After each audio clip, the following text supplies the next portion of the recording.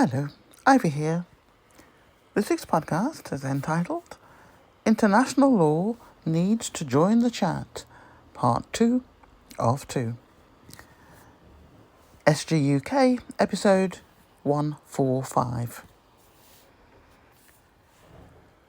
Today we will go into more detail about what I have in mind and how listeners to this podcast and any of the Sussex supporters out there can help to raise interest in forming an alliance with others, with the intention of forming a global task force.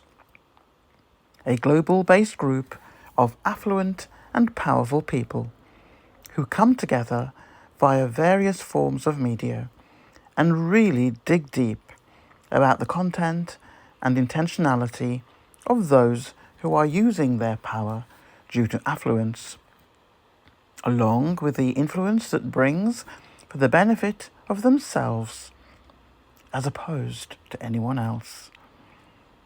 It is happening in too many places in the world, and all of them involving themselves into politics with very limited information or interest in how political leaders in democracies function.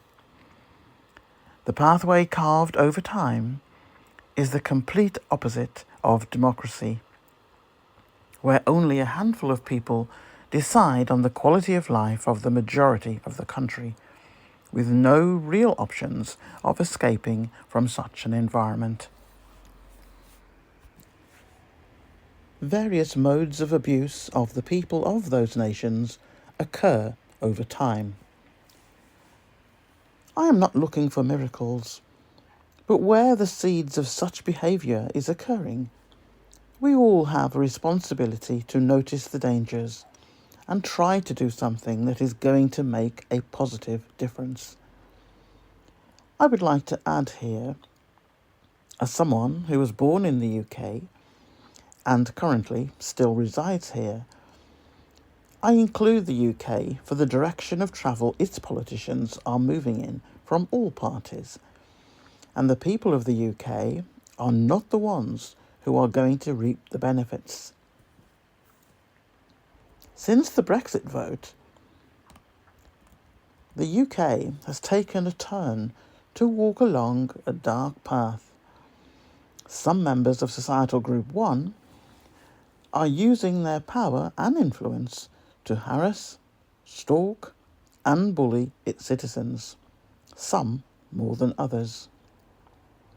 There are also examples of where this has been done to the point that some people are no longer with us, for a variety of reasons.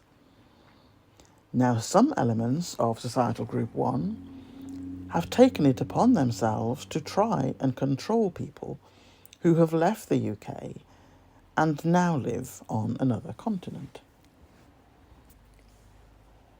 The time has come to bring in a number of counterbalances. Power and influence can be used in a philanthropic way, whereby a wide number of people can benefit. Communities also improve as a result. Lifting people instead of treading on them in the hope that they will become compliant to the wishes of the affluent and powerful, who, by the way, have limited competencies, but have succeeded in life, in the main, because of wealth, which brought along power. Things can change.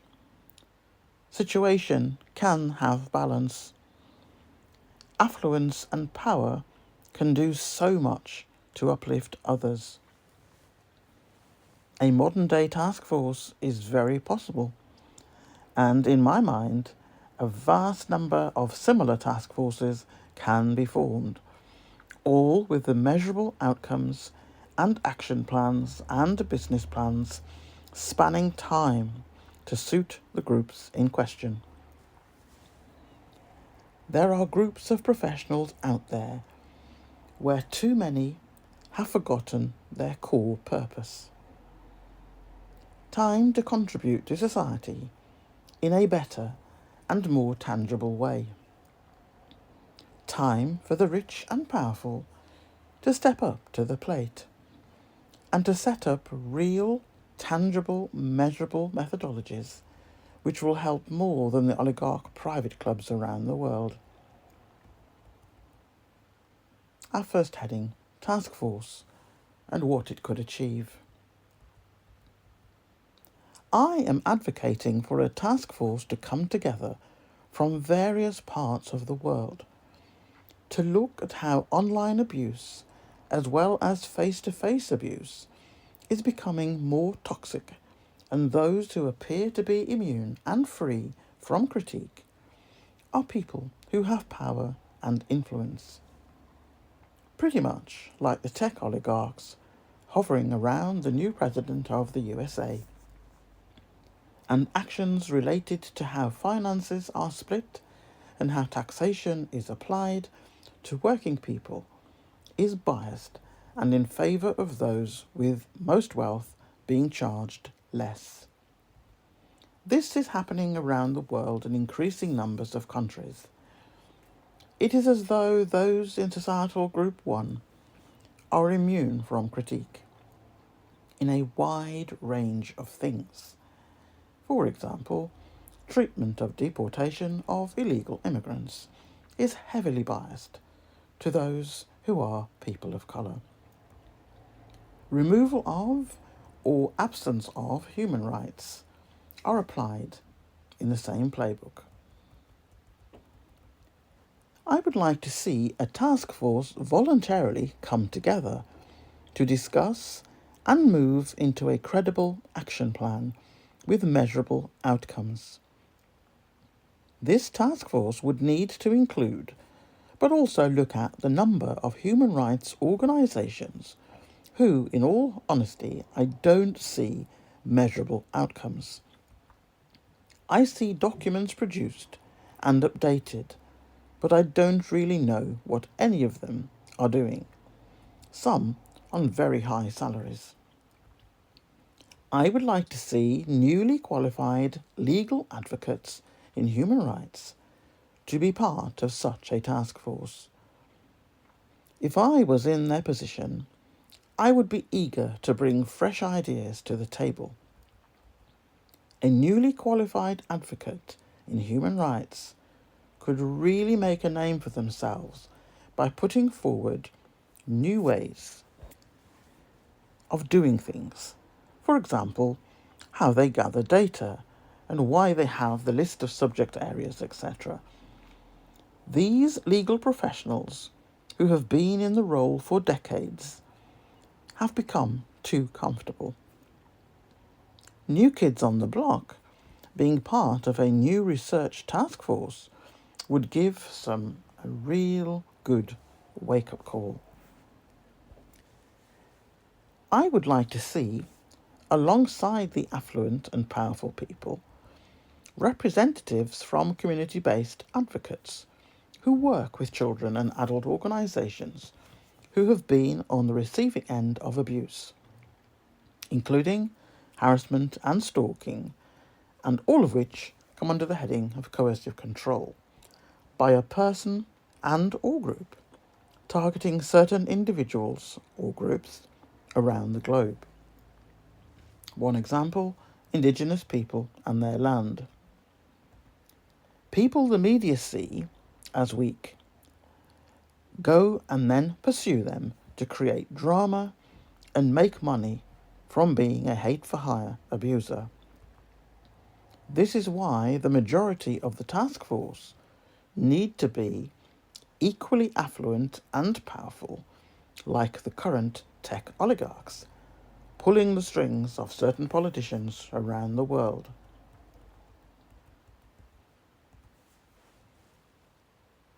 Our next section, create a comprehensive terms of reference and action plan by and for the Global Task Force. Creating a comprehensive terms of reference and action plan for a global task force focusing on issues related to online abuse, face-to-face abuse, human rights violations, and socio-economic inequities would require consideration of various interdisciplinary factors. Here is a draft outline. Terms of reference. Number 1. Purpose. To address global issues of abuse, both online and offline, human rights violations, socio-economic inequities, with a focus on accountability and reform. 2. Objectives. Develop strategies to combat abuse and human rights violations. Promote transparency and accountability among powerful entities. Advocate for equitable socio-economic policies. Foster global collaboration to address these challenges. 3. Membership. Newly qualified and seasoned human rights legal advocates. Representatives from community-based advocacy groups. Affluent and influential individuals who are committed to ethical practices. Experts in technology, sociology, and international law.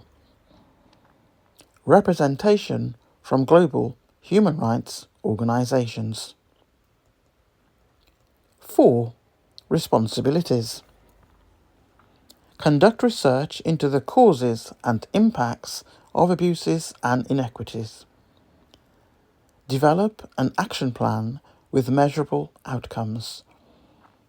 Facilitate dialogue amongst stakeholders. Monitor and evaluate the effectiveness of implemented strategies. 5. Meetings. Regular quarterly meetings with additional meetings as necessary. 6. Decision-making. Consensus-based decision-making model. Establish subcommittees for specific focus areas. Outline action plan. 1. Establishment phase. Identify and invite potential task force members. Set up initial meetings to define roles and priorities. Secure funding and resources for operation. 2. Research and data collection. Gather data on abuses, human rights violations, and socio-economic disparities. Identify best practices and successful interventions globally. Strategic planning, number 3. Develop specific strategies and initiatives to tackle identified issues. Create a timeline for the implementation of each strategy. 4. Implementation. Begin implementing selected strategies. Engage with various stakeholders to advocate for reform. Launch awareness campaigns to educate the public. Business plan. 1. Aims and objectives. Establish the task force as a leading ethical voice in global advocacy. Achieve specific milestones related to reducing abuse and promoting human rights. 2. Financial plan. Outline funding sources, grants, donations, partnerships, budget allocation for research, advocacy and operational expenses. 3. Measurable outcomes. Reduction in reported cases of abuse and human rights violations. Documented policy changes or reforms influenced by the task force. Increased public awareness and engagement on issues. 4. First-year goals. Establish partnerships with key international and national organisations. Launch a high-profile global awareness campaign. Publish an annual report detailing progress and future plans. By creating such a comprehensive framework, the task force can position itself as a pivotal player in promoting justice, equality, and accountability on a global scale. The emphasis on measurable outcomes and ethical practices will help ensure its effectiveness and sustainability. Topics that a working group task force could consider and discuss in their Zoom-like meetings. 1. Ethical journalism standards. Highlight the principles of ethical journalism, such as accuracy, fairness, and the responsibility to minimize harm. Differentiate between legitimate investigative journalism and practices that constitute harassment or bullying. 2. Impact on mental health.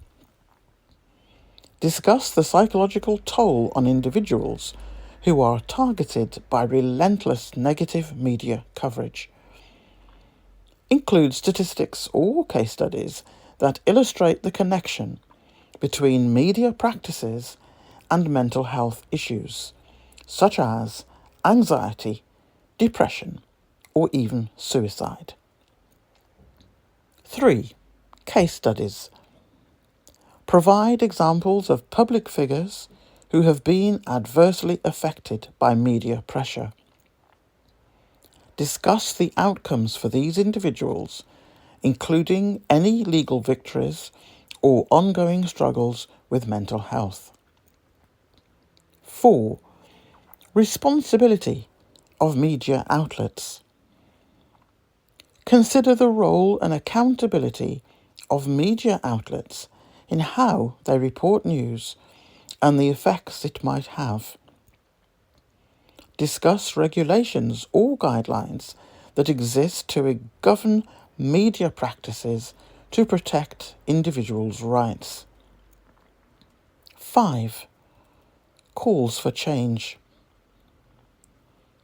Present any current movements or advocacy efforts aimed at reforming media practices to better protect individuals. Include suggestions for how media outlets, regulatory bodies, and audiences can contribute to more ethical practices. 6. Legal and social solutions. Explore potential legal reforms needed to better address these issues. Encourage social responsibility among audiences, emphasizing critical consumption of media content and the importance of empathy towards those targeted. People with money and influence need to examine their conscience and should ask themselves whether or not the scales of justice need to have the rust removed and a good polish. If someone with means cannot receive assistance from the legal system, then what can the ordinary man or woman in the street hope to receive? Time for people of influence and the financial means to make a difference to come together and bring this abusive behaviour and loss of lives to an end. Time for a multinational task force to be formed and to come together electronically in a variety of formats. Such a group could contribute to broader awareness and advocacy for change. By continuing to highlight the real-world impacts and advocating for ethical practices, positive change is possible, which could eventually prevent tragic outcomes related to media-induced stress. Please forward the link to this video podcast and the previous week's podcast to as many of the prominent figures who are affluent and powerful, and who you believe could contribute to this international task force. If you or they wish to have any further information, please ask them to email me for further information that they require, and I will put the ivybarrow.org email details on slides and also in the accompanying article. Here are a few people that come to mind. These were just quickly put together as I was making these notes. I will put more, a few more anyway, on the slides, but really it's open to all of you who are listening, and it's open to anyone that you pass this message on to, for them to also think of who they could approach to be involved in this task force. So the few names that I'm starting off with, just food for thought: Viola Davis and her husband Julius Tennant, Tyler Perry, Ronan Farrow, Laura Richards. Laura, if you remember, we have done a couple of podcasts completely on the work of Laura Richards because of her international expertise on coercive control. And I will put her website down. When I refer to email addresses, really, where there's no email, I will put websites if I can find details of websites, and hopefully you can do similar. I also added in my notes the groups of 26 winners of the Responsible Technology Youth Power Fund in 2023. Innovative specialists they are regarding online hate to children and advocates for safe technology. All 26 groups are active on the USA political landscape, as well as being part of international groups themselves. Any or all of them would be excellent in such a task force mentioned in this podcast. There is a new cohort of winners of grants from last year. All received grants from philanthropic organisations, including the Archwell Foundation. The reason that I mention the 2023 winners is purely because they've had 18 months or so of experience and they are doing extremely well. They are well involved, embedded in a variety of USA political movements, and all of them are members of various international groups as well. I will also put a link, the overall link for all 26 groups, and then within that there'll be individual addresses for anyone who wishes to pursue that further. I'd like to add here, please note, if the usual group of people send any of their hateful communications content to any email address of any of the affluent and powerful people that come forward in the coming weeks and months, they need to know or be reminded, because the ones on the existing list do know, any activity like that, it will join all the others whose names will be put in lights one day. And real names are easily extracted regardless of what username you will post and have done on the SGUK YouTube account or in any emails that you send. It would be unwise to do any of that with any of these affluent and powerful people that will form this task force. Coercive control is the umbrella heading all of the abusive activities that have been used against mainly women in the discussion on the SGUK podcast network. Online technology has encouraged abuse to be targeted to adults and children in any part of the world, regardless where the location of the abuser is based. The Duchess of Sussex is a high-profile figure, and discussions around the activity of groups and individuals in Societal Group 1 could bring attention to this area of abuse and the pyramid of activity below top tier. Amendments and discussions on current law could help people around the world who do not have the resources to challenge the system to get redress. It would be good to have a few elected officials on board if possible. Please approach anyone who you believe could contribute to such a group. And as I said, I will put details, emails or websites or both for people to make contact if they so wish. And also it will have the ivybarrow.org details on those slides and in the article for anyone who has a query about what their contribution could be, how they could help. So if when approaching people, they come back to you and say, what's it all about? I need to know more. Apart from the links to the podcast, this one and the one from last week, you could also get them to have a look if they are interested in other podcasts on the channel. And other than that, they are welcome to email me on the Ivy Barrow address, and I will give more details that way.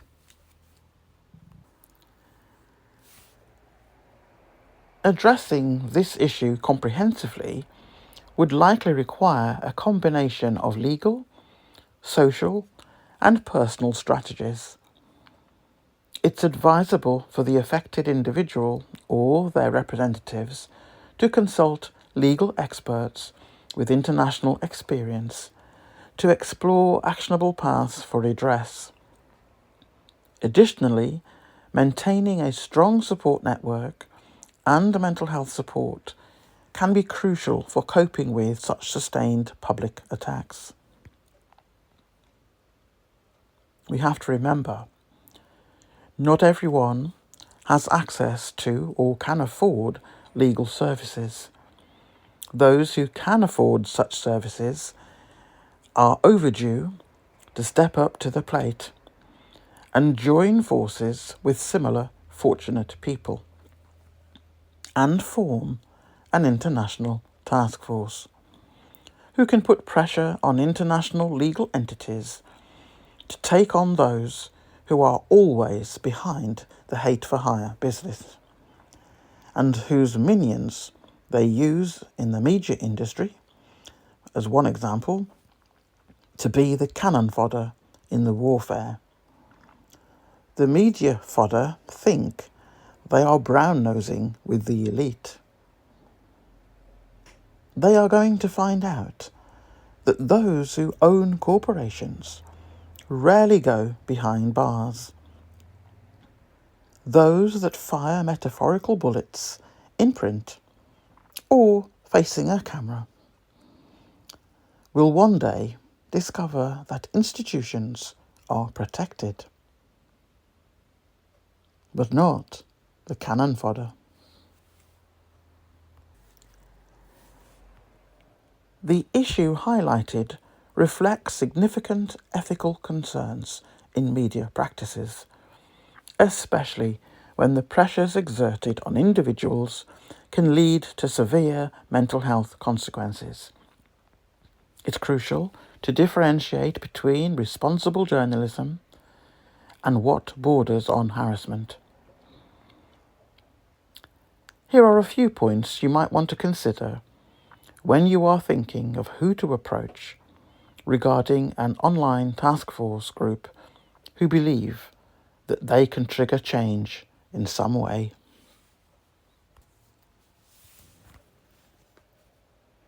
To bring this podcast to a close, just a summary roundup. The idea of this task force will comprise of people with affluence and power to make a difference. Unlike the tech billionaires who are forming an alliance of power to benefit themselves, the task force we are thinking of is for genuine philanthropic reasons and for philanthropists to come together and do good in this world in such a way that it will uplift those who need the assistance.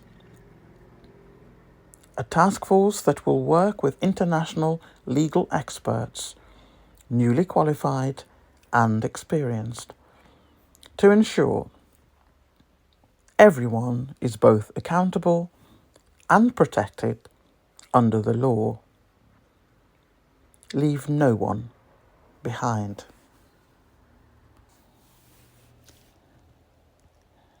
That's the end of this week's podcast.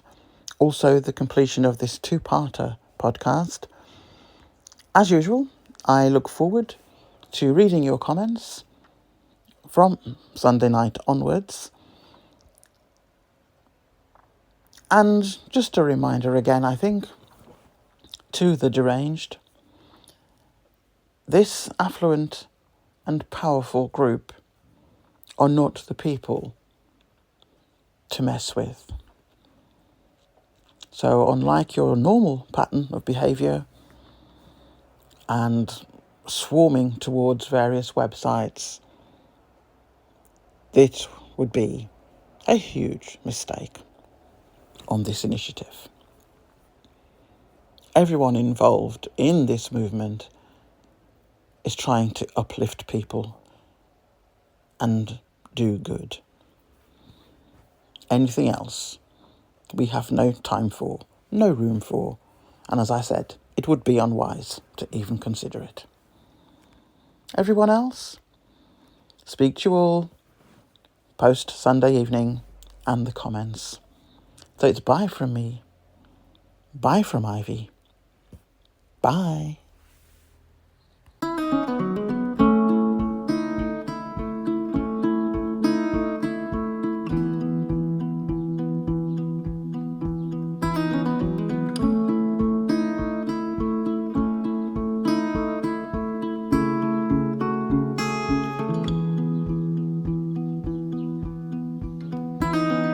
There's a message drifting in the air. If you listen, you will notice music everywhere. This bridge is made of hope. This bridge is made